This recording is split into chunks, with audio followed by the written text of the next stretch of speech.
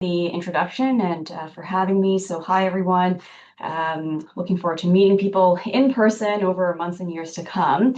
It's meant to be a really open talk. I apologize. Sometimes with Zoom, I cannot see the chat box function. So I'll definitely go back at the end of the talk and just go through any questions that you type in. But if there's anything burning and you want to pause, just unmute and ask away, and I'm happy to break at any point in time.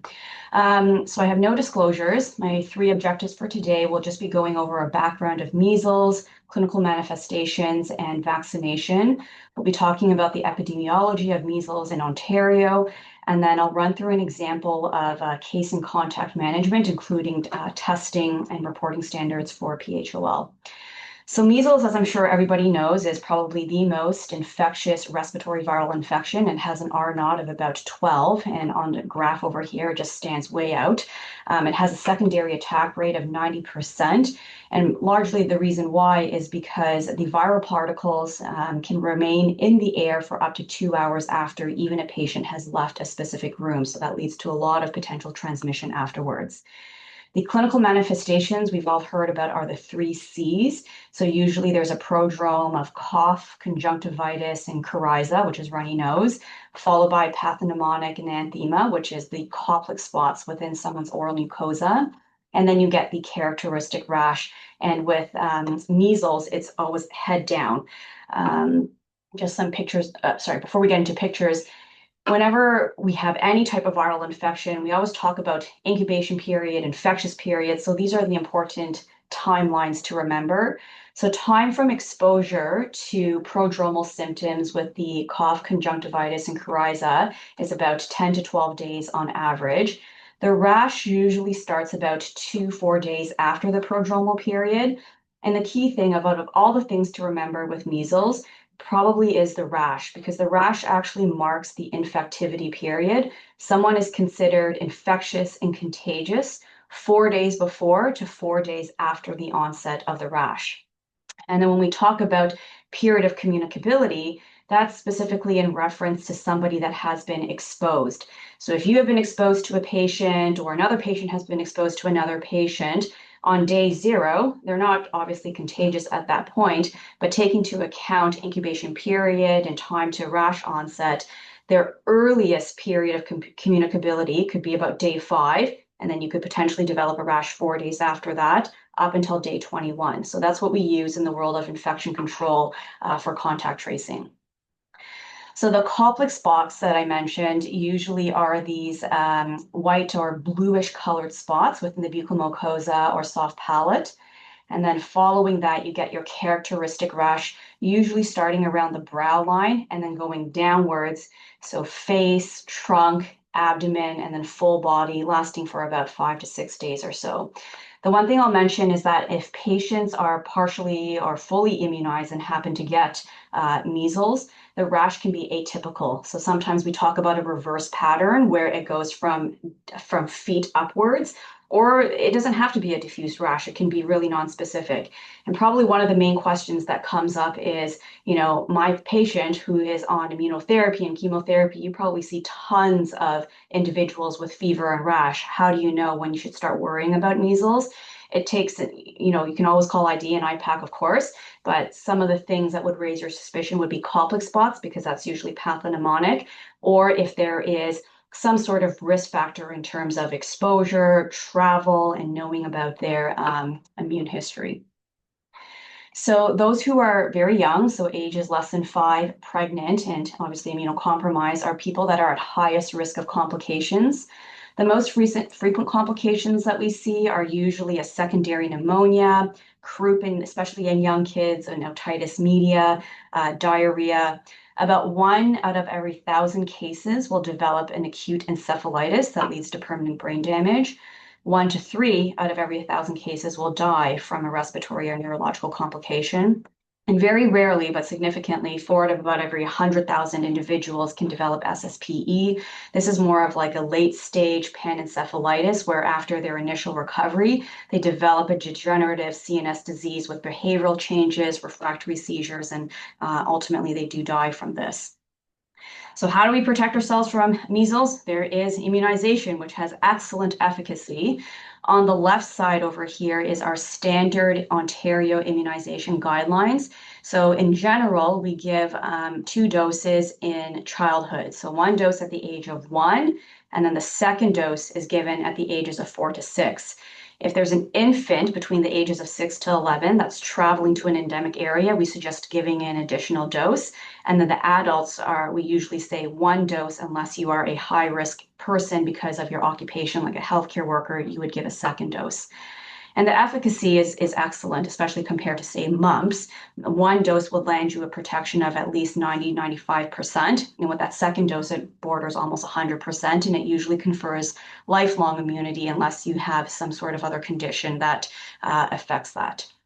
So because of the measles outbreak, there was this memorandum released in March about an expanded or improved vaccination program to try and target areas and public health units where they're seeing measles activity. So number one, in infants ages 6 to 11, they're actually recommending vaccination in those infants because those are people who are high risk of complications.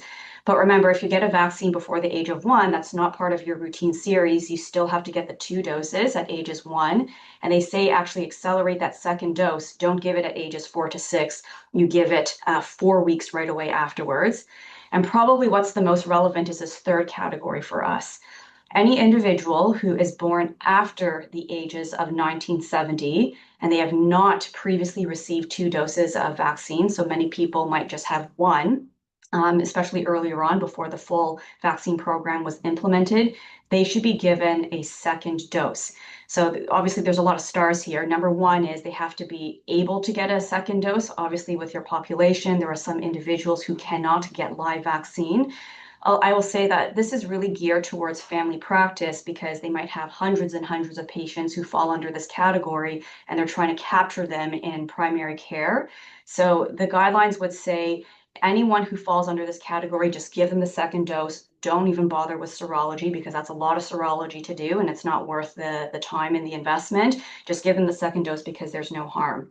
I wanted to pause and take a second to talk a little bit about who that population might look like for your specific patients. Sorry, this slide is just to show where that immunization strategy is currently occurring. So all of this green here is where there is very, very active measles activity. Toronto is very close by, and it's really exactly like Dr. Kazaneska said, only a matter of time before we see this. So this is the best opportunity for prevention. So this is the resource that I referenced, the NACI guidelines for immunization. So there's a chapter about immunization of immunocompromised patients.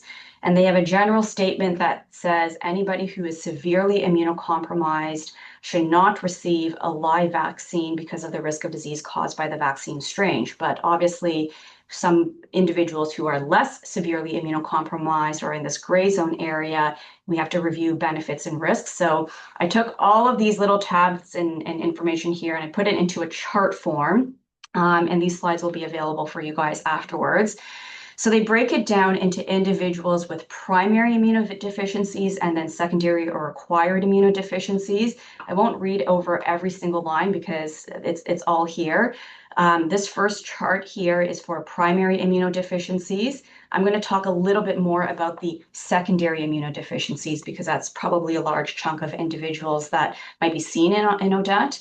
So as an example here, anybody that has an active malignant hematologic disorder, and what is that? They list it over here. Anyone with a lymphoma, leukemia, whatnot, anyone where they are considered severely immunodeficient, and the key caveat is and they're going to be on some sort of immunosuppressive therapy, chemotherapy, they should not be given a live vaccine. So that makes sense. But what about those where they had some sort of lymphoma, they finished their treatment and they're considered stable, they might be in remission, or vice versa, somebody with a low-grade lymphoma and they're in surveillance and they're not going for any planned or expected chemotherapy, you can give them the MMR vaccine essentially. If they've completed their treatment, you need to wait at least 3 months. If they haven't received any treatment and there are no plans for treatment, again, you can give it. Under solid tumors, so again, anybody undergoing active chemotherapy is a no, so you wouldn't give them live vaccine. I think most people are familiar with stem cell transplant because there's so much guidance around that about pre and post. And then same thing with solid organ transplant. The one thing I'll just mention that again is that in solid transplants, the post-transplant period, because these individuals often are on lifelong anti-rejection therapy, usually MMR vaccine is contraindicated in those patients. So we try and give any type of pre-transplant vaccine if possible. And then under the type of immunosuppressive therapy here, so they kind of break it down into prior to or during. So I think this is relevant for patients where they are planning or pending initiation of treatment. Can I give them MMR vaccine? So they would say that MMR as a live vaccine, you would need to give it for at least 4 weeks before initiation of any type of immunosuppressive therapy. If it's a non-live vaccine, it's 2 weeks. I'll put a caveat here, though.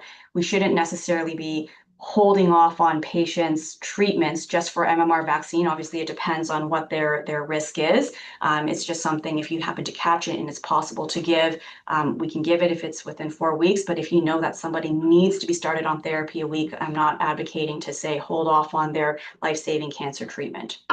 So happy to take more questions about this afterwards, but the guidelines are there around this because did get some questions before about how can we support our patients in clinic if this is being identified. So moving on into epidemiology. So the public health guidelines is a great go-to resource for this. They have many different chapters, and honestly, it's being updated bi-monthly, just given how frequent the number of cases are. So measles exposures in Ontario, this is a really cool report where if you click on the public health unit, it will tell you, for example, over here in Echo Bay or in the Sioux, if you were in this optometry clinic or if you were at Service Canada at this day and this time, you could have potentially been exposed to measles. And this is the day that you need to monitor for symptoms up and until. So under Toronto specifically, I think the last case that we had documented was in Ripley's Aquarium. That was in mid-April, and I haven't seen or heard of any cases linked to that particular exposure. But great if you have a patient coming in from somewhere else and you want to see is there any activity from where they are. The Measles in Ontario report is where you'll find the most updated epidemiology. So this is as of May 13th. I apologize. I think they updated this report maybe a day ago, but I didn't have chance to update it. But one of the things to highlight about this measles outbreak in Ontario is that it actually is all linked to a travel-related case of an individual who went to New Brunswick. They attended a wedding. The wedding was a super spreader event for measles, and they brought it back to Ontario. So New Brunswick actually had their own mini outbreak from October up until January of this year. They declared it over, but obviously here in Ontario, we've just seen this massive propagation and cases. The gray bar doesn't mean that it's, the gray-headed sort of area at the right doesn't mean that our cases are actually decreasing. It's just that it's not up to date on this map yet. But you can see at the bottom here, at some point, we were having upwards of 150 to almost 200 cases every couple of weeks. So the breakdown is that most of these cases are seen in the southwestern public health units in certain areas where vaccine uptake is not great. Toronto, again, is right here, so it's really only a matter of time. We just had an individual who lives in a Mennonite community, and they delivered a baby, and the question was around whether they could visit, and there was active measles transmission going on in the community where they were at. When you look at the breakdown of immunization of cases, most of them are, not surprisingly, in younger individuals, just given the fact that they may not have been immunized yet. But most of them are all in unimmunized or only single-dosed immunized people. For adults, as you can see on the right over here, there's not only yellow, which is unimmunized, but there is actually some dark blues, which is a little bit scary. So these are individuals who have had 2 or more doses. We don't have specific data about are those individuals immunocompromised. My suspicion would be yes, because if you've had 2 doses with supposedly 98% protection and you're still getting measles, something might have happened in terms of your immune system. So about 95% of all of these cases occurred in those that were unimmunized, and it really just shows that this is a vaccine preventable illness. So as of May 13th, we've had a total of 1,600 cases. I think we're probably closer to 1,800 right now. They range from newborn to ages 65, so all across the spectrum. Most of them are in infants, children, and adolescents, but that still leaves 25% of cases occurring in adults. We've had 119 hospitalizations, 9 ICU level care requirements, but fortunately 0 deaths. And about 1,600 of these cases were born in or after 1970, which makes sense because most people born before 1970 had natural immunity. As I mentioned, 95% were in unimmunized individuals, and this is the breakdown. About 88 plus that 6.7% with unimmunized, but you still have 4% of cases occurring in those with 2 doses or more vaccine. Okay, I'll maybe take a pause just to see if there's any questions up here before I talk about case and contact management, which is the fun stuff in IPAC.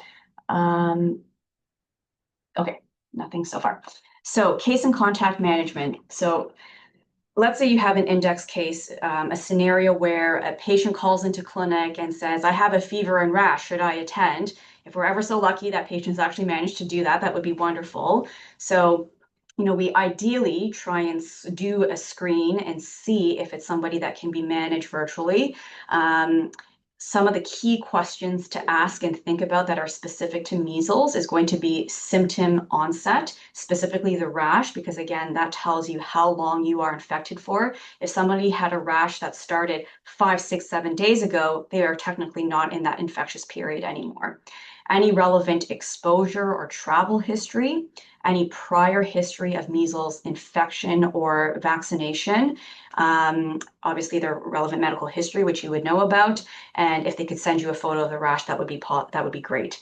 So if you ask all these questions and the patient still needs to be seen in person, the one thing that we would ask is call IPAC. I think Peyton is the go-to in the Odette Cancer Center.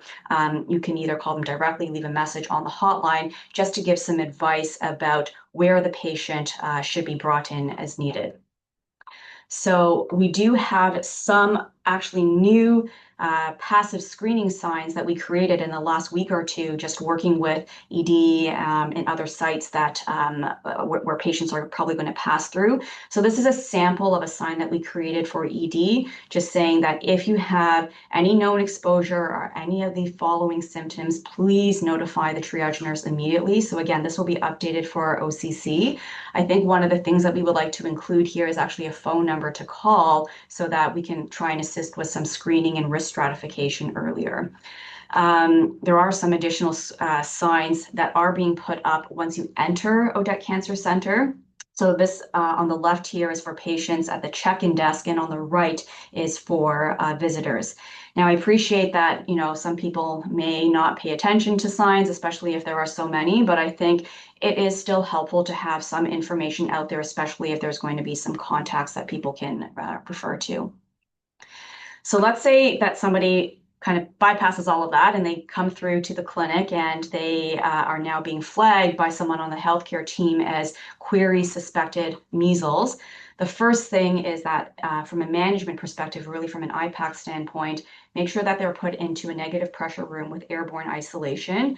In OCC, that's in Clinic E, room 134. If that room is not available, you unfortunately have 2. Put them into a private room with the door closed. Tell that individual, wear a mask.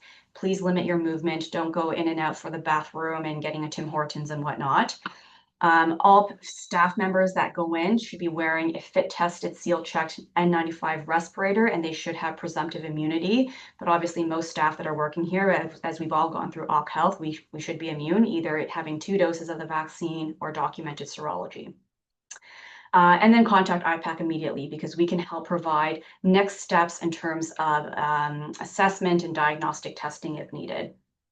There are kits available at OCC. I think there is one in the lab and on M6, but if you need extra, we have a bunch in our IPAC office that are pre-populated, and I'll run through afterwards just to show an example of what it is that we actually test for. And the other key thing to remember is that, the viral particles that linger around for 2 hours afterwards, we need to account for that. So that room should not be occupied by any other individual or patient for at least 2 hours. And then after the 2 hours has elapsed, the room and equipment can be properly cleaned.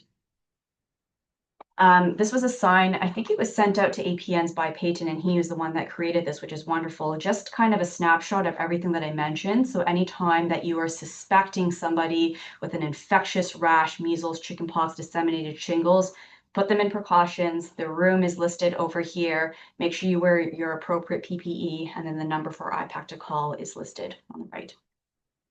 Okay, so back to our case management. Patient has arrived. We are putting them in the right precautions. We're going to notify our local public health unit. We can assist with that as needed. And the reason why you want to notify public health even before you get confirmation is because anytime there's a suspect case, especially with measles, you want to get on top of contact tracing, knowing where they have been, so you can figure out a line list and figure out who might need prophylaxis. This is stuff that we would be doing on the background of things. The diagnostic tests. So every sort of infectious etiology has many, many different tests, and I thought I would run through this a little bit. So you can do serology and PCR, and information is available on public health here. Anytime you are suspecting an active case, the key thing is you want to write on that public health form you are suspecting an active case. This is not just immunization serology that we're doing. You're going to include relevant signs or symptoms, any exposure or travel history, if they have prior MMR. So I wrote here as an example, no history. And you can include an outbreak number if applicable. The actual testing itself, so I mentioned there's serology and PCR, so molecular testing. So PCR viral detection can come from NP, nasopharyngeal swab, a throat swab, or urine. So there's 3 sites for PCR, and then serology, IgG, and IgM. When you're doing serology, the IgM is really what you need for the convalescent serology to see if it turns positive. And ideally, you do your acute specimens within 7 days after the onset of rash. If you do it before, it's probably going to be negative. And what you're looking for when you repeat it 7 days later is that increase in the titer level. To be honest with you, most of the time, by the time a patient presents, you probably will have a positive PCR, for example, so you don't often need to bring them in for that 7-day repeat convalescent serology. This is performed at public health Monday to Saturday, so they include Saturday now. The turnaround time used to be 5 days. They brought it down to 3 days just because we have so many cases and so many lab requests. And this is just an example of the form filled out for serology. So you would click off whole blood and say IgG and IgM, and on the left side indicating that you are suspecting an active case. For PCR, at least 2 sites would be required. There's only 3, so you might as well send off all 3. So again, you can do nasopharyngeal and throat swab. You want to try and collect that within 7 days of rash onset. That's your best yield. The urine is good because if someone presents day 8, day 9, the PCR will stay positive in the urine for the longest amount of time. So that's why you want to try and send all 3. So if you're late, you get the urine. And again, here, an example of the form filled out for nasopharyngeal, throat, and urine PCR. So these are the different sites that do testing. If you are, on a Sunday, for example, and you need stat testing, you can always call public health, speak to the officer, and get that done. We had a case where on Saturday we were suspecting measles. It didn't make the cutoff time for Saturday's run. When I spoke to them, they brought in a technician to actually do it on Sunday, because this would have massive implications where if they were positive, knowing that result sooner is very crucial, because then your exposed individuals, you might need to give them post-exposure prophylaxis, and there was a time restriction to that as well. Again, this is all stuff that IPAC can help out with, but just important to know about. This is a summary of the different diagnostic tests that you can do. And then we counsel that individual about their isolation period. So measles is usually supportive management, but we want to make sure that they maintain isolation during their infectious period, again, 4 days before to 4 days after the onset of rash. Okay, so moving on to contact management. So if you have been exposed or a patient has been exposed, this is where it becomes quite relevant. what we would, and this is actually, sorry, I should say that IPAC would be managing a lot of this. We would never expect anybody to do this individually, but maybe just helpful to know about what our workflow looks like. So we cast a really wide net for our exposed list. It's anybody who has shared airspace with that case for any amount of time. So that's different from, say, like shingles or disseminated shingles, EVA, where there's a time frame. If it's been even minutes, that's considered shared airspace. And don't forget about the 2 hours after somebody might have entered into that clinic room. So we do a risk assessment, and the two things that we ask are, one, is the individual immune? And number two, are they considered high risk? So the definition of immunity is these four criteria here. So assuming that you are an adult, you're born before the ages of 1970 because you have presumed immunity. You have documented positive serology, so positive IgG or a history of positive IgM, or you have documentation of actual measles vaccine. So the key thing here is that with measles, unlike, for example, chickenpox or shingles, where we might accept verbal report saying, oh, I had chickenpox before, verbal report of having measles is not actually sufficient. And the main reason why is because the measles rash is so nonspecific. It looks like any drug eruption. It looks like any viral exanthem. And without actually having documented serology, that's not enough to confer immunity. And I'll mention over here that this is assuming that an individual is immunocompetent, which obviously a lot of patients in oncology may not be considered. So this kind of comes into those that are high risk. So infants, pregnancy, severely compromised, and the key point here is severely immunocompromised, which I'm going to get into in a little bit. So there is an updated measles guideline by NACI. I think it was published in February of this year. They break down exposed individuals into three groups. So group one is somebody who is extremely immunocompetent, high risk. Group two is medium, and group three is lower risk. And their bottom line point is that anybody who has a near absent immune system, they're very immunocompromised, we should be giving them or considering giving them PEP as soon as possible and with immunoglobulin therapy as opposed to MMR, because obviously we cannot give live vaccine to these individuals. So just as an example here, under the transplant group, if you've had an auto SCT within 12 months or an allo SCT within 2 years, you would be given immunoglobulin therapy. Anybody that is on active chemotherapy would fall under this category. So this list here, again, is something that IPAC would really worry about when we're doing our contact tracing and assessment. This is what we use to try and define what we give for patients. For the group two category, the one kind of takeaway here is that it might be helpful to get serology in these individuals. So if it's possible and if it's within that time frame, we might do serology. If they're immune, we'll say okay. If they're not immune, then we'll go ahead and give them PEP in the form of immunoglobulin therapy. And then the group three individuals, they probably have expected immunity. So we would actually follow those four criteria that we mentioned before: birth and prior immunization, et cetera. So again, I know I'm whipping through these really quickly. I don't want to read everything single line. It's all kind of there, but it's kind of just helpful to know where your patients might land into which category when you're doing post-exposure prophylaxis. So kind of putting it all together, if somebody is not immune and high risk, these are the people where we would give PEP to. There's two main types of PEP you can give. You can give the vaccine or immunoglobulin. The MMR vaccine is what we would use for most patients, but there's a time restriction. It has to be within 3 days. So you can imagine that's a very narrow window. Immunoglobulin can be given upwards of 6 days. So if you're out of that window or you are high risk, that's when we give the immunoglobulin therapy.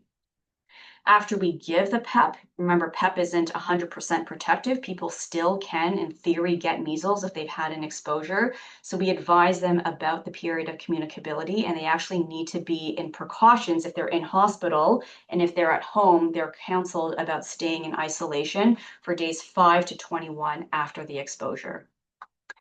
And I put this little chart over here just where kind of in pictorial form. If someone is exposed on day 0, again, you're not going to be contagious. Day 1 to 4, you're not contagious. It's that day 5 and onward period. So this is really relevant where, let's say, a patient is exposed and they come and they get PEP with immunoglobulin, and they have another appointment 1 week from now because they need to get some sort of treatment. They are technically in their period of communicability, and this is where IPAC would help out, because we would make sure that patient is brought into the airborne room. We might book them end of day, etc. So it's case by case assessment, and Peyton has done this many times before. So this is a summary about the post-exposure prophylaxis. So on the top line, obviously any infant less than 6 months of age that is exposed, you would give them immunoglobulin because you can't give a live vaccine to an infant. Same thing with the 6 to 11-month-old. Remember that if you give any vaccine to a 6 to 11-month-old, they have to reset their normal vaccine series after the age of 1. If you are an adult, okay, and need MMR, if you are beyond that window, we would actually recommend not giving it. You would not be eligible to get MMR for a prophylaxis standpoint, but you could still offer it for the long-term protection because these people are not immune. And then the last 2 categories, the pregnancy and the immunocompromised, those are in the immunocompromised, those are the 3 different groups that I had mentioned earlier on.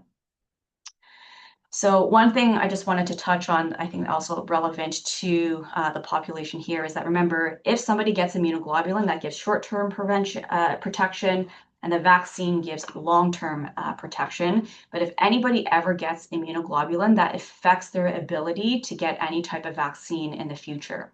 So for example, this is maybe not as common of a scenario with what I'm talking about, but if somebody is getting vaccine before immunoglobulin, so let's say I happen to find out that a patient got vaccine 3 days ago, in theory, I can't actually give them immunoglobulin.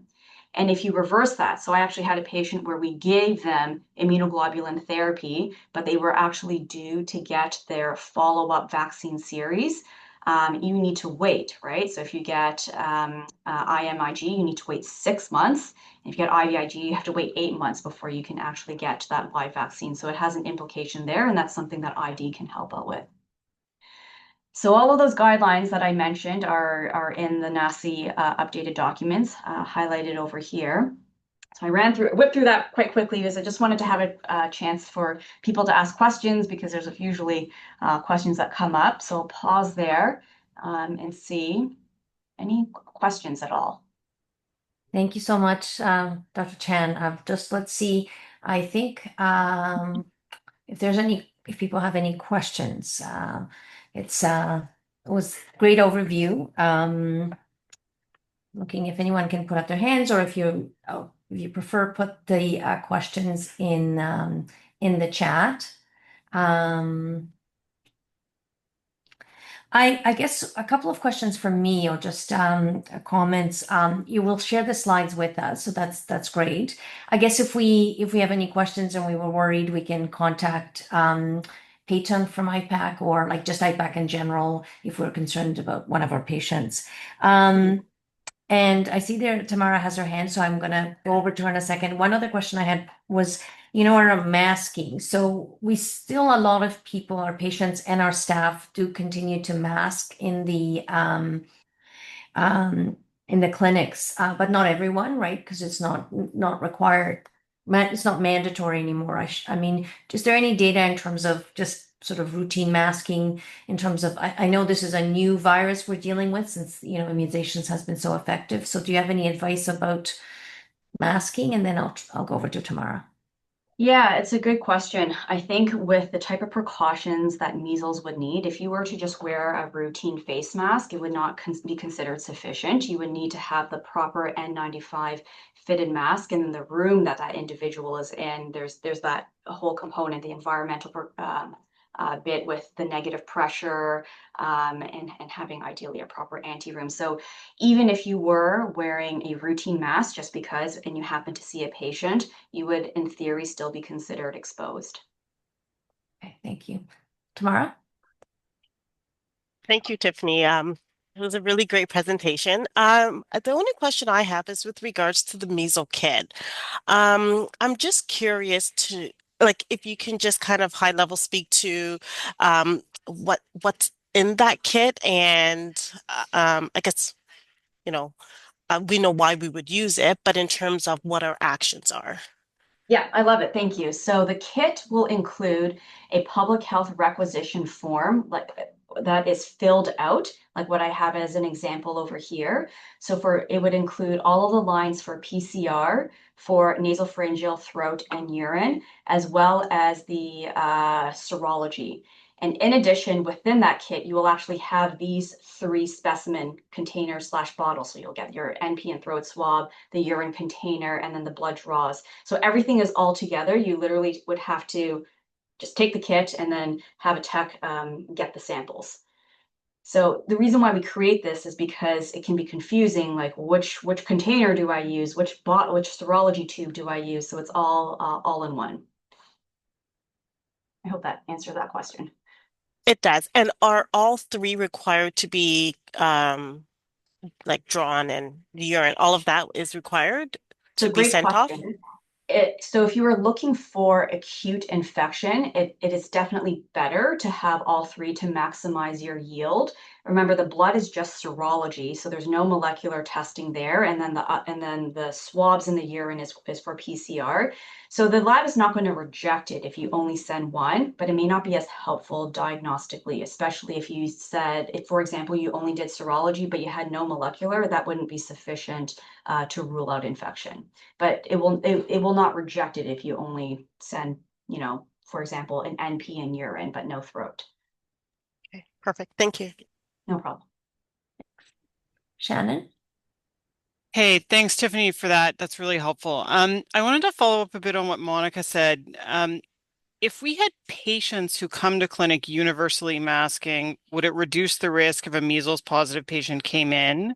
Like, I think you sort of answered it from the perspective of the providers, but if all the patients were masking, would that reduce risk? I know it's a big change in policy. I mean, we were masking anyway in CMH, but I think that would be a big change in policy at Odette. I just wondered if that would reduce any transmission or if we would change that when Toronto's activity in measles went up.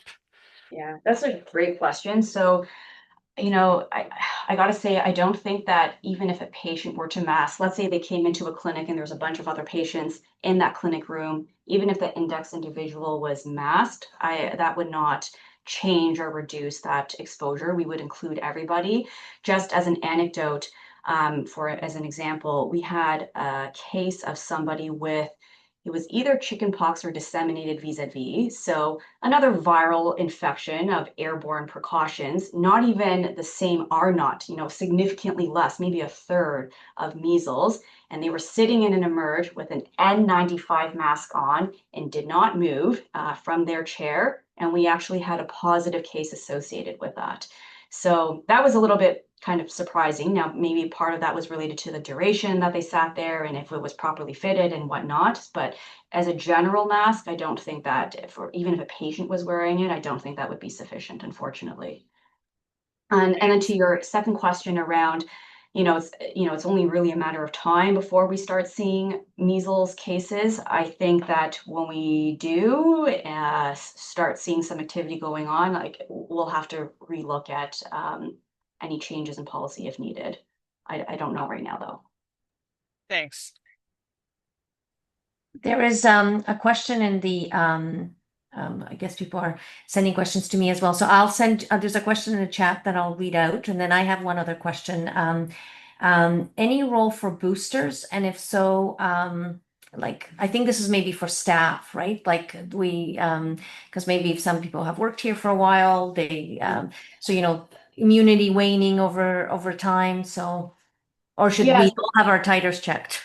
yeah, it's a great question. So technically, in theory, for OC Health here, the standard would be that you have to have provided proof of 2 doses of your vaccine. Like 5 months ago, I had to provide proof of that, or had a positive documented serology. So if you have one of those two, you are considered immune, full stop. And again, measles specifically, general has excellent protection lifelong. It's a little different, for example, mumps, where, you know, at baseline, it's 75% protection and it dwindles over years, but measles is supposed to be effective. I would say, though, that sometimes maybe if, you know, some of the staff that had been grandfathered in and before they did do the standard serology checks and whatnot, if you're not sure, you can always ask Occ Health if they have anything on record. And if they don't have anything on record, you can check and see what your vaccine series are like. And if on your little yellow card, there was only 1 dose, in theory, yes, you should be getting that second dose. Because I can appreciate that maybe some people, when they joined Sunnybrook, we didn't have that Occ Health policy in place because it was more of a grandfather process in. Along the same lines, I got a direct question here.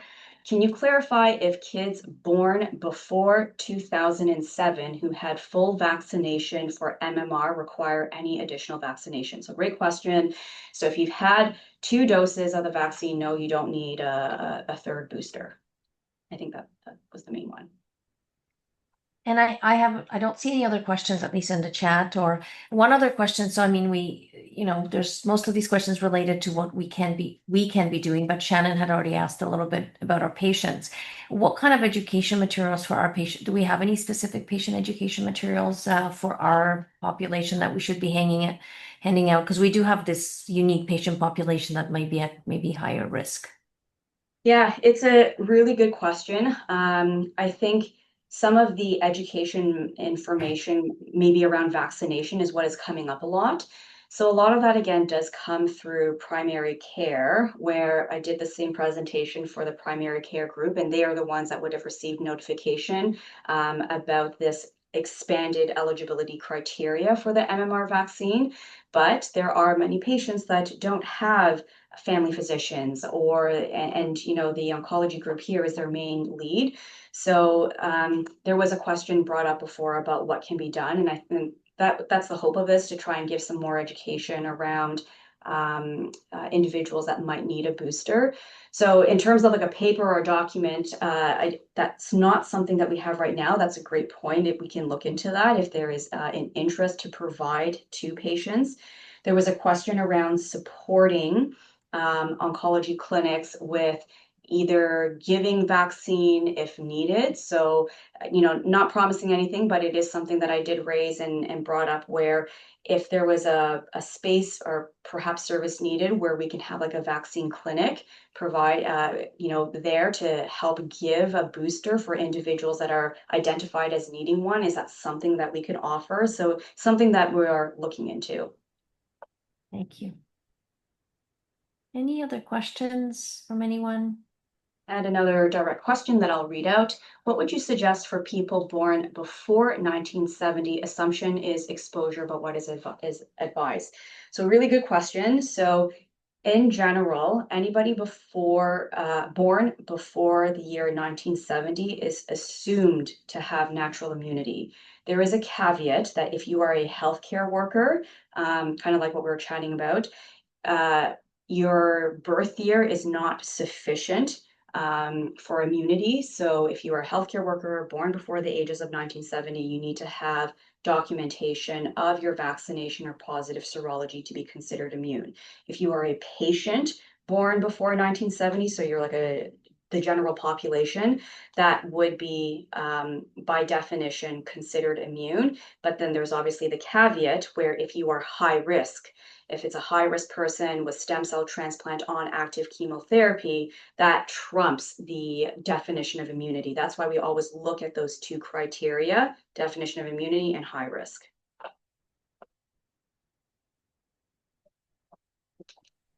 Great. I don't have any other questions. That I'm not sure if anyone else has sent you another question. Not that I can see, but if there are any other questions, please feel free to email me anytime. And yes, and Tiffany, if you can share your slides, we will circulate them. I don't know if there's any sort of short documents, just like in terms, I think this is, it's a lot of, information, and hopefully it's mostly information and we won't need to put it into practice, but certainly, it's important for our whole program to be aware of, that this is circulating in the community and to have high level of vigilance, because, we only need one case to really, to have a very difficult clinical scenario for many of our patients and staff. So, thank you so much for your time with us today. Just last round, just see if anyone else has any sort of last minute questions. I think, okay, great. So we will share the information that Dr. Chan has presented. And 1 second, I have one more. Okay, yes, and then Tamara Harth, who is our manager of patient education, has suggested that just engaging with them, especially, I do wonder whether I don't know if we have anything patient specific, because as patients start seeing things on the news, they're going to start wondering. And also for all our, frontline staff, if they start, anyone with a rash and a fever, then do we know, or do we have information about, just, you said the rash can look different in immunocompromised patients, but do all patients have a fever? That's a great question. Majority of patients will have fever, probably upwards of 90%. And most patients should have a rash. I mean, that would be part of the syndrome. But the other bits like cough, conjunctivitis, coryza, you don't have to have all three. It can be, a couple of those, none of those, but it would really be fever and rash. That's the main characteristic. I like this point about patient education, so I'm just taking some notes here. So if we created the signages actually for this exact reason, just trying to flag that to patients and visitors even at the top of their mind when they're walking in through. But if it's something around actually having, an information handout, I think that's a great point. So Tamara, thank you. I'm sure once the patients see the signage, they'll be asking in our clinics about more information. Mhm.